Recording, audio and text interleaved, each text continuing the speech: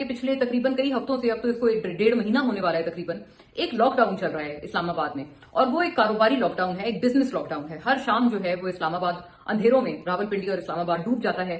8 बजे मार्केट्स बंद हो जाती हैं, 10 बजे रेस्टोरेंट्स बंद हो जाते हैं, पूरे शहर में अंधेरा घुप हो जाता है।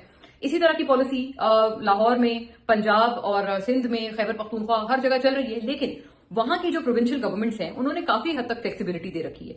यहां पर ये जो लॉकडाउन है ये बहुत सख्ती से इंप्लीमेंट करवाया जा रहा है। इस हद तक सख्ती है कि इवन जो छोटे छोटे किराने स्टोर्स हैं उनको भी नहीं बख्शा जा रहा। उनको भी बोला जा रहा है कि आप इस लॉकडाउन से जो है आप फुल इसकी कंप्लायंस करें, और अगर नहीं की जाती, छोटी सी छोटी वायलेशन के ऊपर भी पुलिस पकड़कर लोगों को ले जा रही है। और फिर उनकी जो पुलिस की कस्टडी से उनको जो छोड़ा जाता है उसमें भी बड़ी रिश्वत और इस तरह की जो अंडर हैंड डीलिंग्स हैं वो चल रही हैं। ये सिचुएशन बेचारे काफी अरसे से जो पाकिस्तान में और खासतौर पर इस्लामाबाद रावलपिंडी में जो बिजनेस कम्युनिटी है वो बहुत अरसे से, उनके दुकान वाले और ये शॉप ओनर्स, रिटेल वाले बहुत अरसे से ये परेशानी की एक सिचुएशन में है। लेकिन बात क्या है, हुकूमत से जब हम बात करते हैं, मैंने जाती तौर पर इसके ऊपर प्रोग्राम भी किया और हुकूमत के कई सारे मिनिस्टर से ऑफ द रिकॉर्ड भी बात की कि आप इस पॉलिसी को क्यों नहीं देखते हैं कि इससे कितना लॉस हो रहा है, आप पूरी इकोनॉमिक एक्टिविटी को रोक रहे हैं। मुझे जवाब में उनसे ये सुनने में मिला कि ये ऑस्टेरिटी है। मैंने उनको पलट कर ये बोला, मैंने कहा ऑस्टेरिटी अगर आपने करनी है तो आप ऑस्टेरिटी अपनी हद तक करें। क्या आप अपनी हद तक ऑस्टेरिटी कर रहे हैं? ये अभी भी बहुत बड़ा क्वेश्चन मार्क है। कई सारे गवर्नमेंट मिनिस्टर्स, जबकि प्राइम मिनिस्टर शहबाज शरीफ ने जो है वो सारे मिनिस्टर्स के जो अब्रॉड ट्रैवल थे वो रोके थे। आपको याद होगा ये पॉलिसी अनाउंस हुई थी प्राइम मिनिस्टर की तरफ से।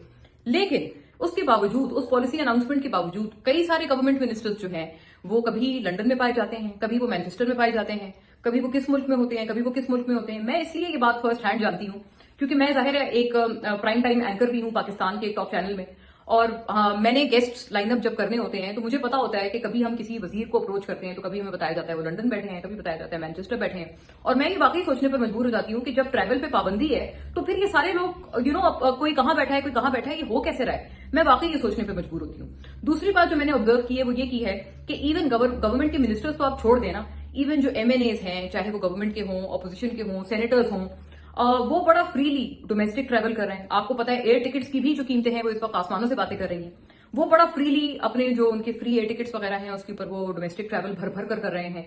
छोटी छोटी बात पर कभी कराची पहुंच जाते हैं, कभी लाहौर पहुंच जाते हैं एक ही दिन के अंदर। कभी वो एक घंटे जो है वो कराची में 2 घंटे गुजारते हैं, तीसरा घंटा उनका जो है वो लाहौर में गुजर रहा होता है। सो इस तरह की एक सिचुएशन है कि मुझे लग रहा है कि वो जो एक पॉलिसी थी कि हम पब्लिक ऑफिस होल्डर्स ट्रैवल कम करेंगे, अपने ट्रैवल के ऊपर हम रिस्ट्रिक्शन लगाएंगे, मुझे बैरूनी ट्रैवल पर भी कोई रिस्ट्रिक्शन इंप्लीमेंट होती हुई नजर नहीं आ रही। और जो डोमेस्टिक ट्रैवल है उसके ऊपर भी मुझे जो रिस्ट्रिक्शन है वो मुझे नजर नहीं आ रही।